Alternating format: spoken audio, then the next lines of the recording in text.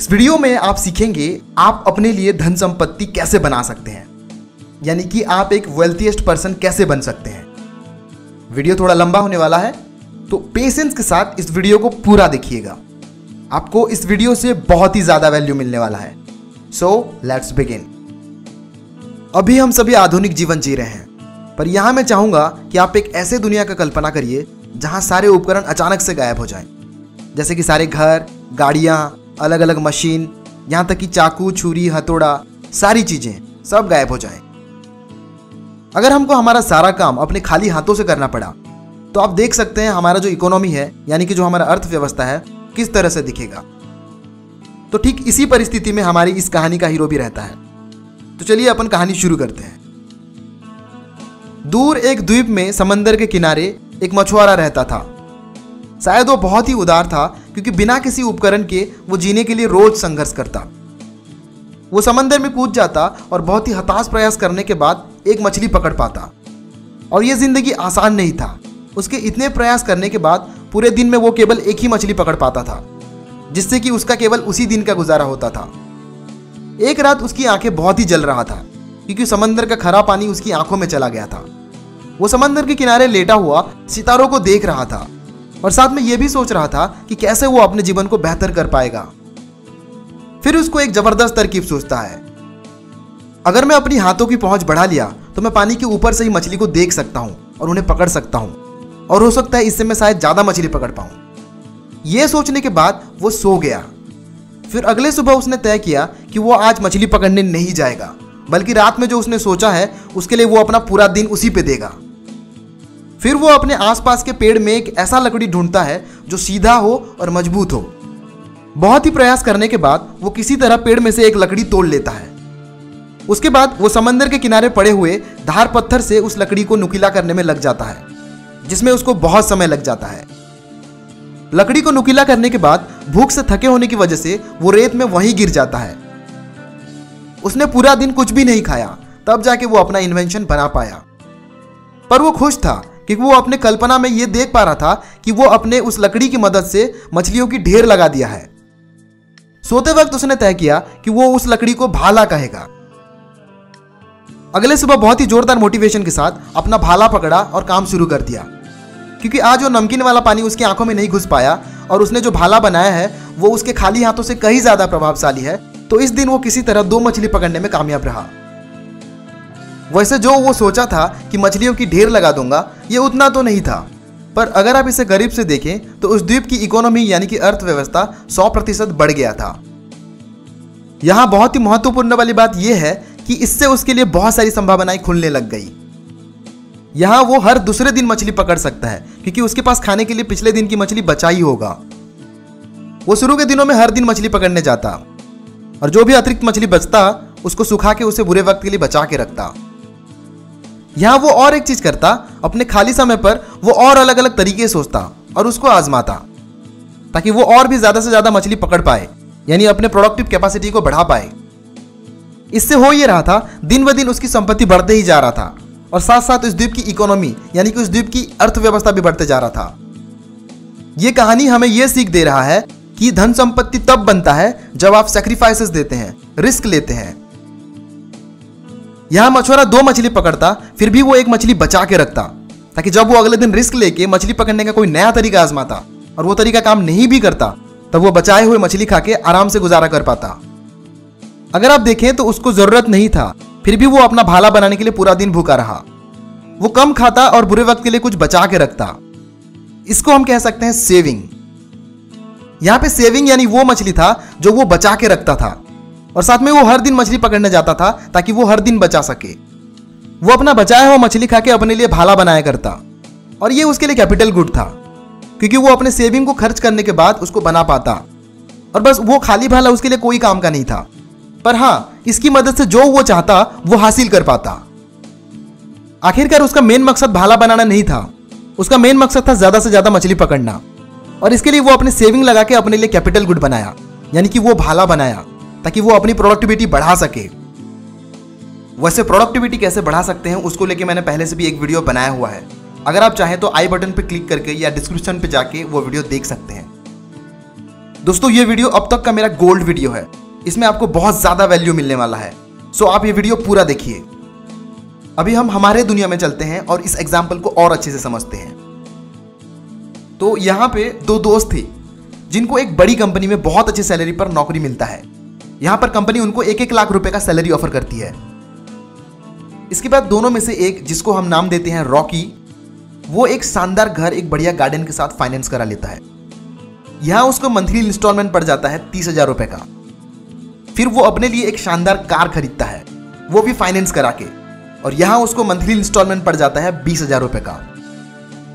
फिर बिजली का बिल, पानी का बिल, गाड़ी का खर्चा, डीजल का खर्चा, गार्डन के साफ सफाई करने वाले माली का खर्चा, उसके घर में काम करने वाली नौकरानी का खर्चा, सारे मिला के यहाँ पे 20,000 रुपए का खर्चा होता है। रॉकी जो है उसको बड़े बड़े रेस्टोरेंट में खाना खाना, दोस्तों के साथ घूमना फिरना, ये सब उसको बहुत पसंद था।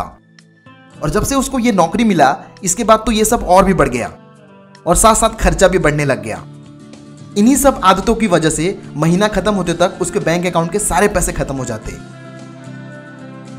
वहीं दूसरी ओर जो उसके साथ काम करने वाला था, जिसका हम नाम रख लेते हैं लकी, तो लकी जो है वो उस मछुआरे की कहानी जानता था, क्योंकि उसके परिवार में पीढ़ी दर पीढ़ी से ये कहानी सुनाते आ रहे हैं। तो जब उसको ये नौकरी मिलता है तब वो मध्यम वर्ग का एक बढ़िया फ्लैट किराए पर लेता है, जहां उसको 15,000 का किराया पड़ता है, क्योंकि वो सोचता है इस वक्त घर का रेट बहुत ही महंगा चल रहा है।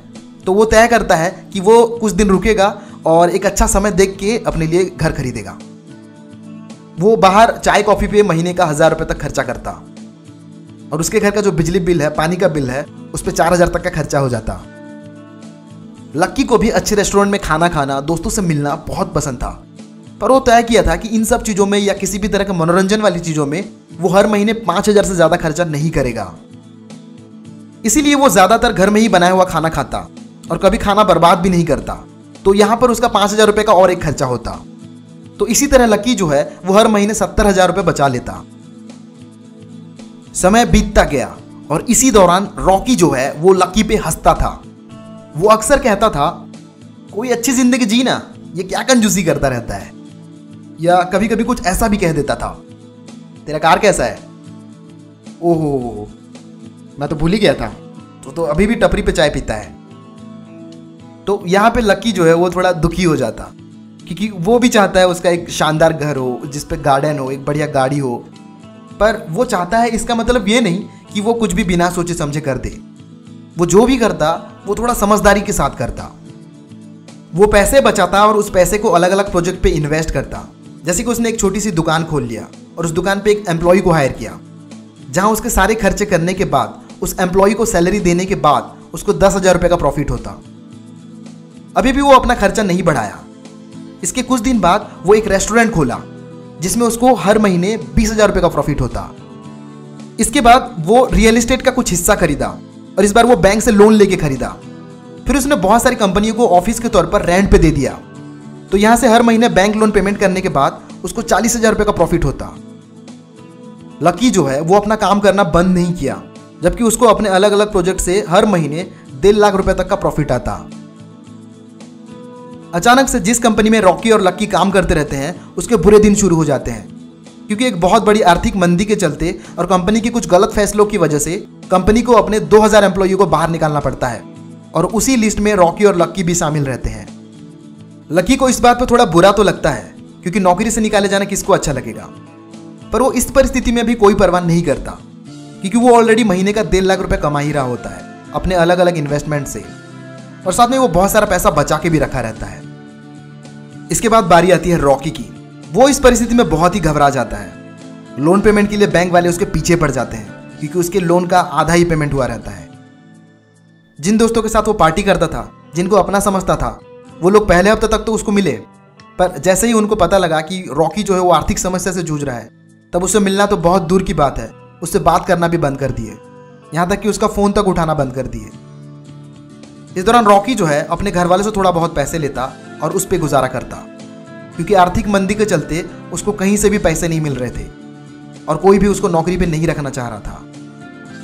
आखिरी में रॉकी ये तय करता है वो अपने घर और गाड़ी दोनों बेच देगा, क्योंकि बैंक का जो उसका लोन था वो उसका मिनिमम अमाउंट भी पेमेंट नहीं कर पा रहा था।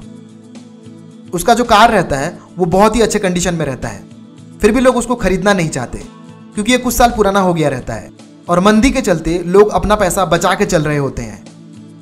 और साथ में उसने जो घर खरीदा था उस घर का कीमत भी कम हो जाता है क्योंकि रॉकी ने जब घर खरीदा था तब वो बहुत ही महंगा था और उस वक्त ज़्यादा मात्रा में सस्ते दामों पर उधार दिया जा रहा था, जिससे कि प्रॉपर्टी के प्राइस भी बढ़ गए। आखिरी में हुआ ये कि उसके घर और उसके कार की मार्केट वैल्यू उतना ही हुआ जितना कि उसको बैंक लोन चुकाने थे। इससे उसको बहुत तकलीफ हो रहा था क्योंकि इतने साल तक वो लोन चुकाने के बाद भी उसके पास कुछ भी नहीं बच रहा था। अभी भी उसको कोई खरीदने वाला नहीं मिल रहा था और उसको पैसे की बहुत ज़रूरत था। कुछ दिन बाद उसको लक्की का कॉल आया। उसने उसको अपने घर बुलाया ताकि जो भी वो बेच रहा है वो खरीद ले।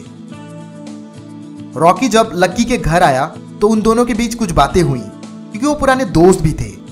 रॉकी ने अपने हालात के बारे में बताया। फिर लक्की बड़े ही सहानुभूति भाव से कहता है, देखो दोस्त, कुछ दिन बाद मैं रिटायरमेंट ले रहा हूँ। मुझे एक ऐसे इंसान की ज़रूरत है जो मेरे बिजनेस को संभाल सके। मुझे पता है तुम एक बहुत अच्छे स्पेशलिस्ट हो। कैसा रहेगा अगर मैं तुमको 30,000 रुपये महीने पे नौकरी पे रख लूँ?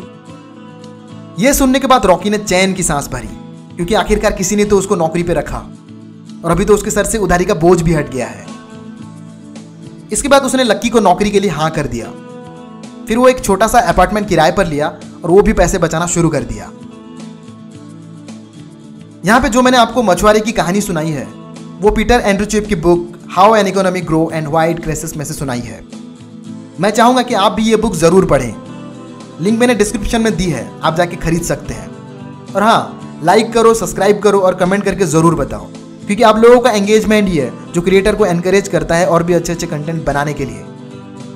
सो अगर आप इस चैनल पे नए हो तो सब्सक्राइब करो और सब्सक्राइब करने के बाद बेल आइकन पे क्लिक करो ताकि जब भी मैं कोई नया वीडियो अपलोड करूं तो आपको पहले नोटिफिकेशन मिले और आप मेरे वीडियो सबसे पहले देख पाएं। See you in next video. Piece.